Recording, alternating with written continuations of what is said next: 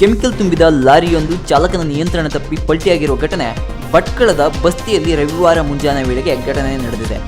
ಹೊನ್ನಾವರ ಕಡೆಯಿಂದ ಮಂಗಳೂರು ಕಡೆಗೆ ಹೊರಟಿದ್ದ ವೇಳೆ ಈ ದುರ್ಘಟನೆ ನಡೆದಿದೆ. ಅಪಘಾತದಲ್ಲಿ ಲಾರಿ ಚಾಲಕ ಹಾಗೂ ಕ್ಲೀನರ್ಗೆ ಸಣ್ಣ ಪುಟ್ಟ ಗಾಯಗಳಾಗಿವೆ.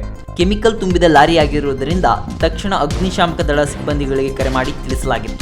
ಸ್ಥಳಕ್ಕೆ ಆಗಮಿಸಿದ ಅಗ್ನಿಶಾಮಕ ದಳ ಸಿಬ್ಬಂದಿ ಯಾವುದೇ ತೊಂದರೆಯಾಗದಂತೆ ಫಾರ್ಮ್ ಸಿಂಪರಣೆ ಮಾಡಿದರು.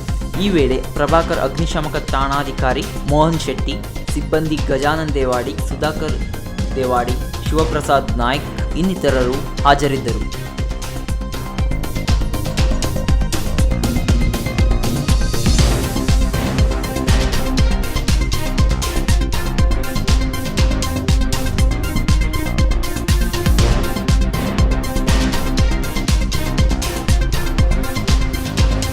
ವೀಕ್ಷಕ ಮಹಾಪ್ರಭುಗಳೇ, ನಮ್ಮ ಚಾನಲ್ ಅನ್ನು ಸಬ್ಸ್ಕ್ರೈಬ್ ಮಾಡಿ, ಶೇರ್ ಮಾಡಿ, ಪ್ರೋತ್ಸಾಹಿಸಿ.